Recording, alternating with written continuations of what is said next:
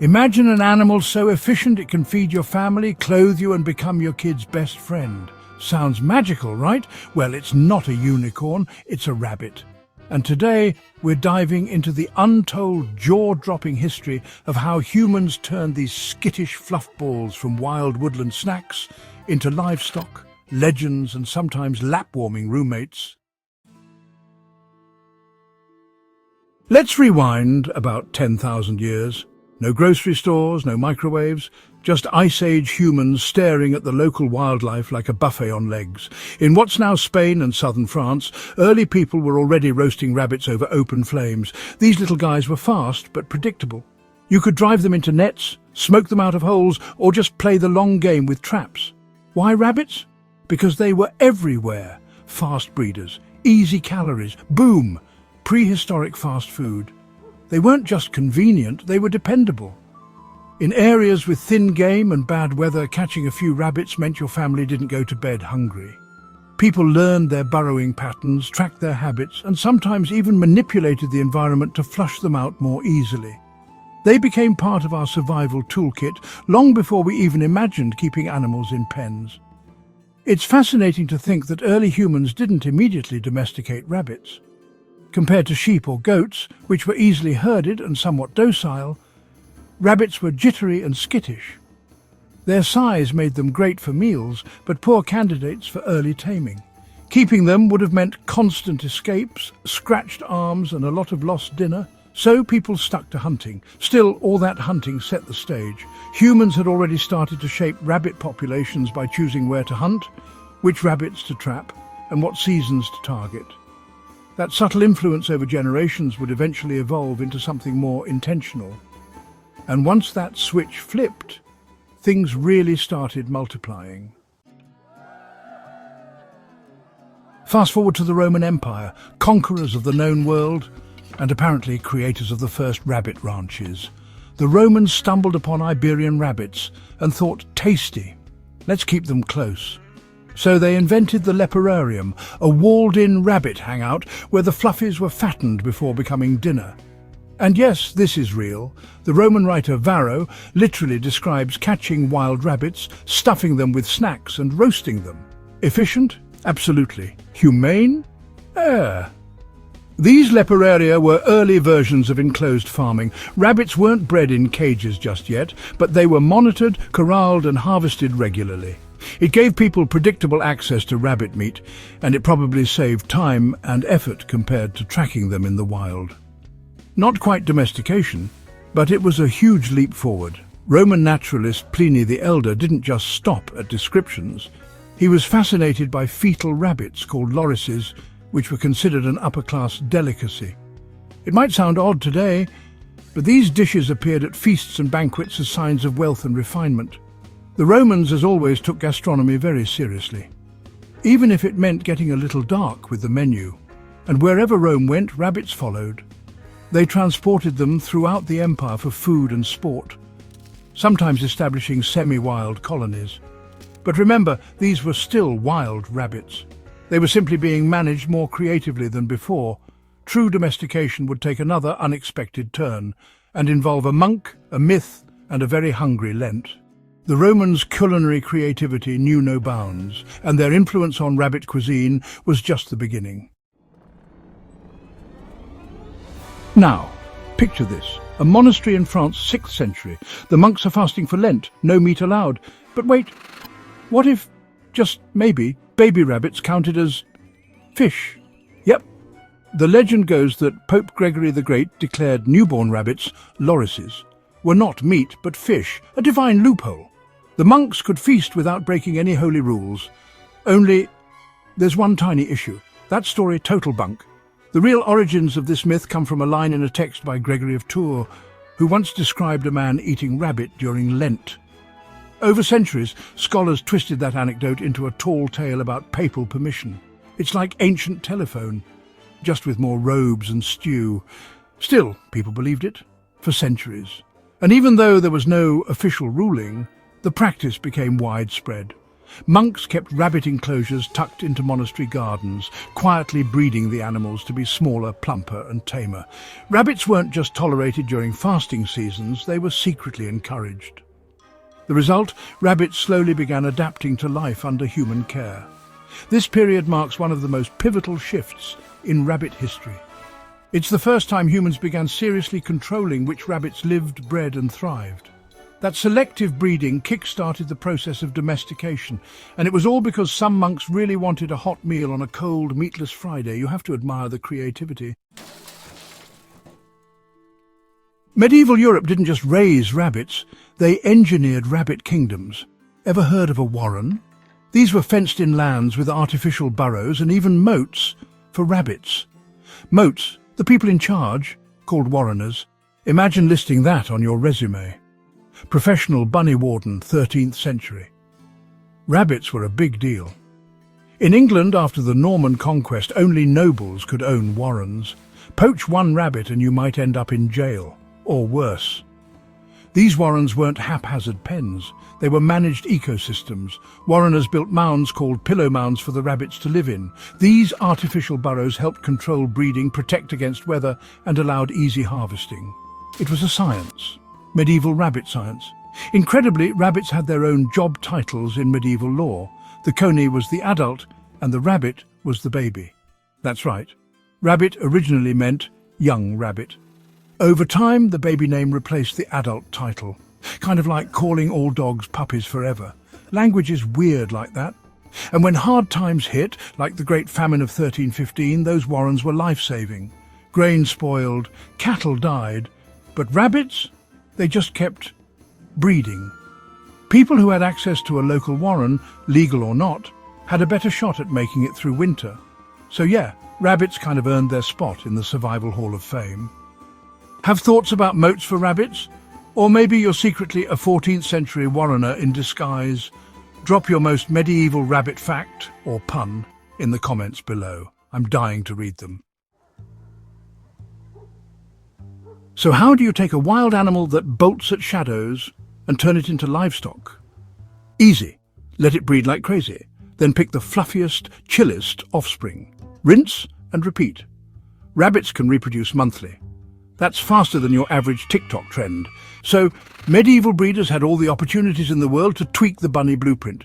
By the Renaissance, they'd created rabbits that were calmer, chubbier and rocking new coat colours. White, black, spotted. The transformation had begun. Selective breeding didn't just make rabbits tamer, it also made them more diverse. As farmers noticed some bunnies were meatier or had nicer pelts, they began isolating those traits. Over time, what began as small differences turned into full-blown breed distinctions. This marked a major turning point in rabbit history, even if farmers didn't know they were doing early genetics. People began keeping meticulous notes. They tracked which pairings produced the best results, experimented with crossbreeding, and even started naming the breeds. Some of these early records still survive in monastic texts and noble farming journals. They're filled with illustrations of chunky bunnies and Latin notes about docile temperament or white wool density. It's also worth noting that behavior shifted along with looks. Rabbits bred to be handled more often began developing reduced flight responses. They tolerated humans better, didn't panic as quickly, and were less likely to dig their way to freedom. It was a subtle but critical step on the road to becoming the chillhouse pets, or efficient farm animals, we know today. Today, we see the results of centuries of selective breeding in the variety of rabbit breeds and their adaptability to different environments. As Europe set sail across the globe, guess what they brought along? Not just spices, not just smallpox, they brought rabbits. On ships, rabbits were meat on legs, portable, breedable, snackable. So explorers dropped them off on islands just in case future sailors got hungry. Some of those bunnies multiplied faster than expected. In fact, one Spanish guy in 1535 already complained that rabbits were ruining crops on a tiny island. The Spanish weren't the only ones giving rabbits one-way tickets to new continents. The French introduced them to Caribbean colonies. The Portuguese let them loose in coastal Africa. By the 1600s, there were rabbit colonies on almost every island touched by European ships, and most of them completely unsupervised. In South America, rabbits didn't spread as wildly due to different climates and competition with local species. But the European rabbit's influence was still felt.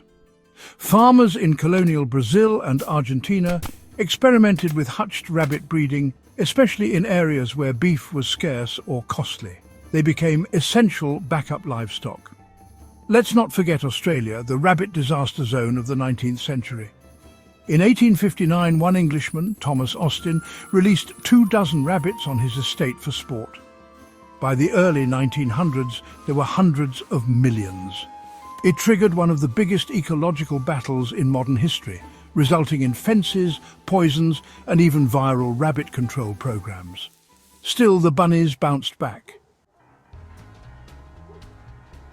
During World War II, rabbits were wartime heroes. Posters urged families to raise them in backyard hutches. Meat, fur, morale, it was all hopping.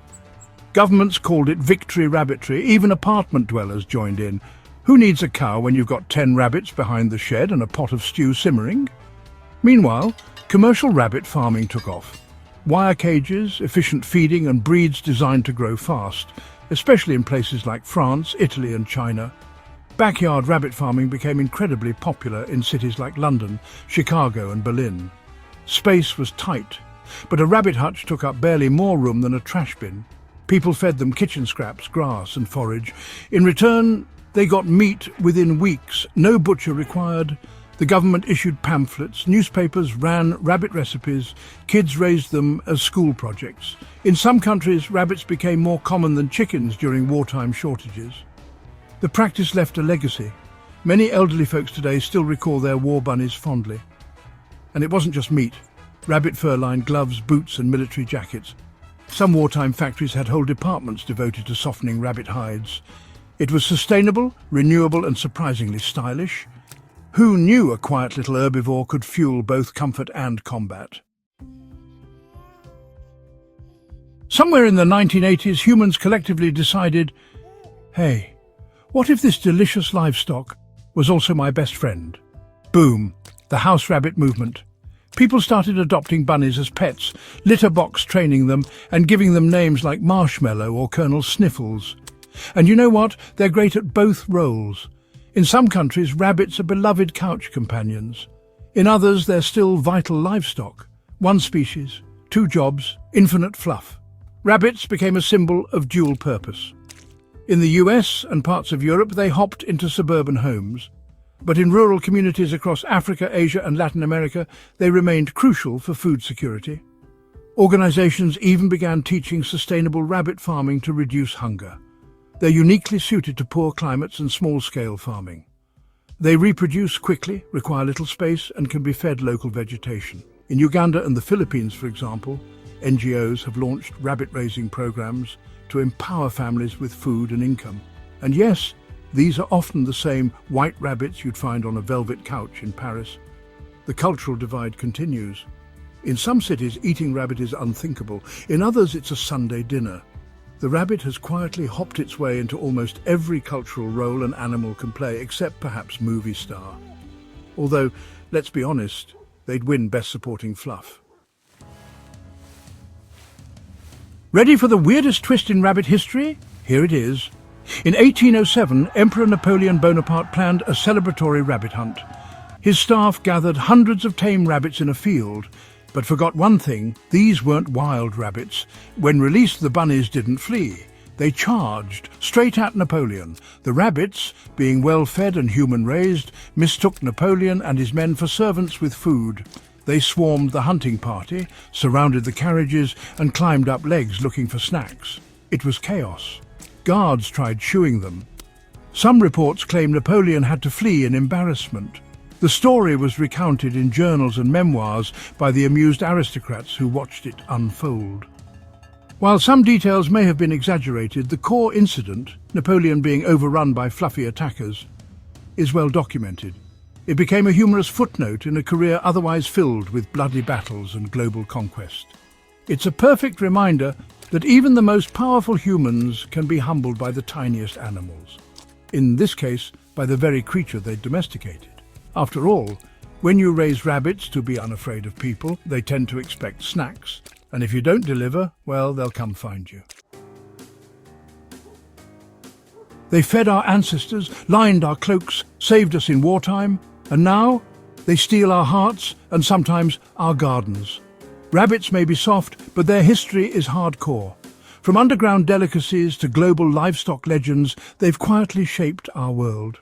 And that twist I teased earlier? Yeah, it was the time humanity declared rabbits were fish. Sort of, not really, but kinda.